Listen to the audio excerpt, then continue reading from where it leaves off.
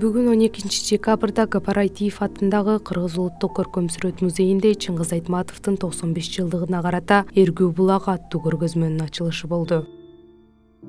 Көбүнчө биякта сиз көрөсүздөр графика боюнча жумуштар. Себеби дегенде 20 кылымдын ортосунда жаңы чыгармалар Чыңгыз Айтматовдун жаңы чыгармалары чыккан, ошону иллюстрировать эткен сүрөтчүлөр Асташов, Михалев, Ильина, Рогачев деген ошол топтун арасында өзгөчө Лидия Александра Ильина элет себеби дегенде ал эң биринчи чыгармаларды иллюстрировать сүрөт тарткан.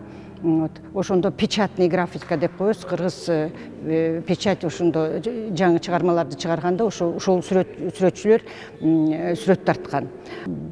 Биз жалаң мындай көргөзмө менен белгилебейбиз ушу 95 жылдык мааракесин.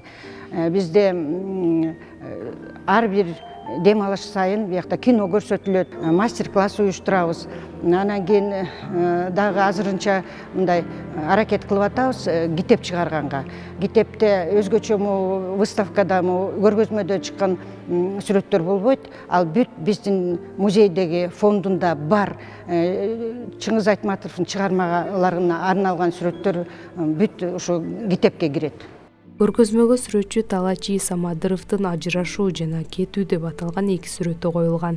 Уход деген мындайча айтканда багы качып кеткендегиси, мисалы эмеден кетип бараткандагысы, талаадан, стептен кетип баратканда тиги балдары өлүп, каршыдын бөлтүрүктөрү өлүп, буттары баспай эметип кетип баратканда өкө тең аябай кыйын болуп эметип кетип бараткандагысын көргөн. Ошол бирөө, а тиги аркысы экинчиси болсо эмен ак баранын таш жайнар менен коштошуусу деген бар. Ошо багы жерди казып туруп көмүп койгондон кийин ошонун жанына келип жатып, кийин